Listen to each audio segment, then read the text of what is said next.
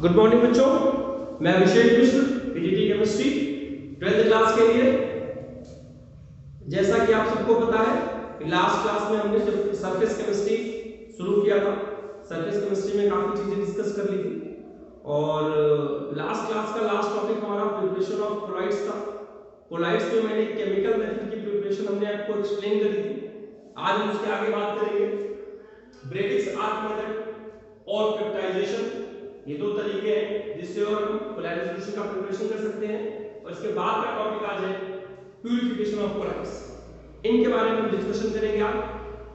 तो सबसे पहले ब्रेडिक्स आर्क मेथड, जिसमें हम गोल्ड, सिल्वर और प्लेटिनम का कोलाइडल सॉल्यूशन बना सकते हैं। इसमें क्या करते हैं, दो वायर लेते हैं, गोल्ड का ले लीजिए, सिल्वर का ले लीजिए, प्लेटिनम का ले लीजिए, सेम मेटल का दो वायर लीजिए, उसकी स्पार्किंग कराइए। स्पार्किंग अंडर वाटर होनी चाहिए और वाटर भी कैसा, सुपर कूल्ड वाटर। तो उस वाटर में जब स्पार्किंग कराएंगे तो गोल्ड के पार्टिकल्स या प्लैटिनम के पार्टिकल्स से वो स्पार्क होकर निकलेंगे। तो वाटर सराउंडेड है, सुपर कूल्ड है, तो वो उसी वाटर में कोलाइडल पार्टिकल्स की तरह बिहेव करने लगते हैं, उनका सॉल्यूशन प्रिपेयर हो जाता है कोलाइडल सॉल्यूशन।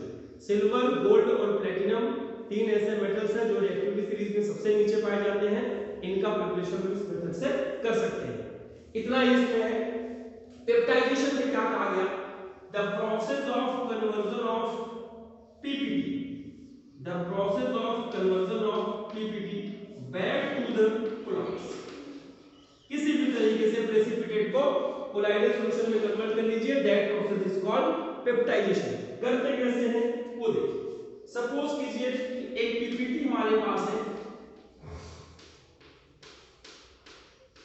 अब ये सारे पीपीटी जो हमारे पास है ये नेगेटिवली चार्ज कोलाइड है। सपोज कीजिए हमने क्या किया, एक पॉजिटिव इलेक्ट्रोलाइट डाला इसमें, पॉजिटिव इलेक्ट्रोलाइट। अब वो पॉजिटिव इलेक्ट्रोलाइट क्या करेगा, जैसे ये एक नेगेटिव इलेक्ट्रोलाइट है जिसके चारों तरफ जाकर एक लेयर बना लेगा, पॉजिटिव पॉजिटिव पॉजिटिव। इसी तरह अगर इसमें 100 स्पेयर है तो each spare is surrounded by positively charge electrolyte. और इस बड़े से स्पेयर में फिर पॉजिटिव पॉजिटिव का स्ट्रांग रिपल्शन होगा और जैसे ही सॉल्यूशन को आप शेक करेंगे तो all the precipitates back to their colloidal state. This process is called peptization. The process of conversion of precipitate into colloidal solution on adding suitable electrolyte, this called peptidation, and the electrolyte which is added is called peptizing agent. Peptizing agent. ये आप ध्यान रखिएगा, ये preparation है हमारा इसका। During peptization क्या होता है, मैंने आपको एक्सप्लेन किया कि each sphere of PPT is surrounded by a positively charged electrolyte और इस तरीके से सारे स्पेयर पर पॉजिटिव चार्ज आ जाएगा। फिर पॉजिटिव पॉजिटिव का स्ट्रांग रिपल्शन होगा, वो अनस्टेबल कंडीशन में जाएंगे। हम उसको जैसे ही शेक करेंगे they will maintain maximum distance from each other and in this way they will get converted into colloidal solution. ये प्रिपरेशन थी आपकी। अब हम बात करते हैं प्यूरिफिकेशन ऑफ कोलाइड्स। जैसे कि हम जानते हैं कोलाइडल पार्टिकल्स का जो साइज होता है वो ट्रू सॉल्यूशन के साइज से थोड़ा बड़ा होता है। अब एग्जांपल लेकर वहां समझिए, बच्चों ने, आप लोगों को पता होगा कि वो जलेबी कैसे बनती है। जलेबी मैदे के सॉल्यूशन में, कपड़े की थैली में वो गोल गोल से करके घुमा घुमा के जलेबी बनाते हैं, आप सबको पता होगा ये। तो उसमें आप देखिए एक छोटा सा छेद करते हैं हल्का सा, जहां से वो जलेबी निकलती है, गोला गोला गोला गोला जलेबी में। अब मेरी बात ध्यान से समझिए। सपोज करिए कि उस मैदे के सॉल्यूशन में 4-5 काले वाले, लाल वाले, बड़े वाले चींटे हो, 10-12 हो।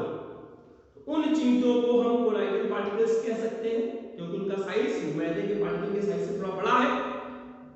वो पार्टिकल का साइज इतना बड़ा है कि उस छेद से भी वो चींटा बाहर नहीं निकल पाएगा। इमेजिन कीजिए, केमिस्ट्री उसकी अच्छी होगी, इसकी इमेजिनेशन पावर अच्छी होगी। तो जलेबी बनने के बाद जब सारा मैदा उसमें निकल जाएगा, याद रखिएगा हलवाई उतनी सफाई से अपना काम नहीं करते जितना आप घर में अच्छे से जलेबी बना सकते हैं। तो वो जो सारा सॉल्यूशन जब उसमें से निकल जाएगा तो बाद में क्या बचेगा, केवल चींटियां बचेंगी। तो वो चींटियां क्या है, colloidal solution.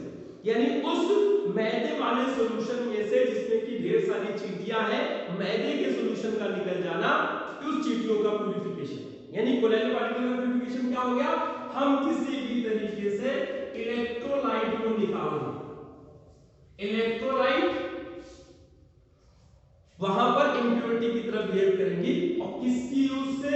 Using semi permeable membrane. Semi permeable membrane किसकी बनी होती है? एक सेलोफेन शीट होती है, पार्चमेंट पेपर होता है, पार्चमेंट पेपर होता है, सेलुलोज एसीटेट होता है, सेल्यूलोज एसीटेट या सेलुलोज नाइट्रेट, ये आपने सॉल्यूशन में पढ़ा हुआ है। तो थ्रू सेमी परमिएबल मेम्ब्रेन, जैसे इधर ये सेमी परमिएबल मेम्ब्रेन हो गई, इधर पूरा कोलाइडल सॉल्यूशन है, इधर इलेक्ट्रोलाइट आपने पास कर दिया, तो इसका प्यूरिफिकेशन हो गया। The process of removal of normal electrolytes from colloidal solution using suitable semi permeable membrane is called purification of colloids. There are three methods in NCERT. First one is called, एक last है ultrafiltration, ultrafiltration, electrolysis, electrodialysis, और दूसरा number 1 है dialysis. अब dialysis में क्या करते हैं? एक सेमी परमिएबल मेम्ब्रेन होती है, semi permeable membrane, selectively permeable membrane, जिसमें कोलाइडल सॉल्यूशन से इलेक्ट्रोलाइट के पार्टिकल्स निकल जाते हैं। That process is called dialysis. यही प्रोसेस है जिसमें हमारा ब्लड प्यूरिफाई होता है। ब्लड एक कोलाइडल सॉल्यूशन है जिसमें यूरिन का जो अमाउंट होता है, यूरिन इलेक्ट्रोलाइट है, उसका प्रेजेंस उसको इंप्योर करता है, तो यूरिन को ब्लड से निकाल देना। फिल्ट्रेशन याद करिए, बोमेन कैप्सूल्स आपने 10th क्लास में एनसीईआरटी में पढ़ा था। जो बायो के बच्चे नहीं भी है वो भी जानते हैं इस बात को कि कप शेप की ट्यूब होती है जहां पर अल्ट्रा फिल्ट्रेशन टाइप का कुछ होता था, वहां पर ब्लड को अलग करता था यूरिन से, तो यूरिन निकल जाता था, ब्लड आपका प्यूरिफाई होता था। तो this process is called dialysis. Electrodialysis in presence of electricity, क्यों? To speed up the process, केवल प्रोसेस को स्पीड अप करने के लिए डायलिसिस हम कराते हैं इलेक्ट्रिसिटी की प्रेजेंस में। Then the process is said to be electrodialysis when ultra filter paper is used, when ultra filter paper is used as a semi permeable membrane, then the same process is said to be ultrafiltration. लगातार use करने से जिस कपड़े से जलेबी बनाते उसका छेद बड़ा हो जाता है, उस छेद को छोटा करने के लिए अल्ट्रा फिल्टर पेपर में हो जाने वाले छेद को छोटा करने के लिए जिस सॉल्यूशन का इस्तेमाल करते हैं उसे हम कोलोडियन। ये क्या होता है भाई? 4% solution of nitrocellulose, nitrocellulose in alcohol, in alcohol is called collodion, और the main function of collodion is to reduce the size of pore of ultra filter paper. तो अल्ट्रा फिल्टर पेपर कोलोडियन, इसकी definition, इसका use most important है। तो यहां पर आपका preparation collides का खत्म हो गया, क्लासिफिकेशन हम पहले खत्म कर चुके हैं, प्यूरिफिकेशन खत्म हो गया। नेक्स्ट क्लास में हम कोशिश करेंगे उसकी प्रॉपर्टीज एक्सप्लेन कर देंगे नेक्स्ट 2 क्लासेस में। इस वीक के लास्ट में आपका कोलाइडल सॉल्यूशन खत्म हो जाएगा। होमवर्क हम आपको व्हाट्सएप कर देंगे और एनसीईआरटी से आप रिलेटेड क्वेश्चन देख सकते हैं।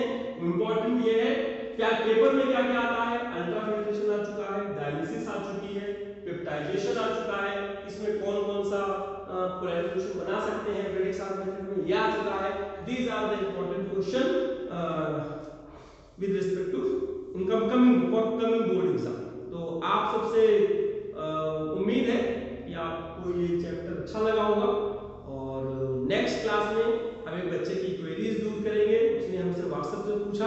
कि वो जो चार्ज डिटरमाइन कैसे करते हैं प्राइमरी पार्टिकल्स के ऊपर, हम अगली क्लास में जरूर एक्सप्लेन करेंगे प्रॉपर्टीज में। तब तक के लिए आप इन वीडियो को देखिए, लाइक कीजिए, शेयर कीजिए, डिस्कशन कीजिए, बार बार देखिए, आपको बिल्कुल आपको केमिस्ट्री अच्छी लगेगी। आज की क्लास में बस इतना ही, बाकी नेक्स्ट क्लास। Thank you.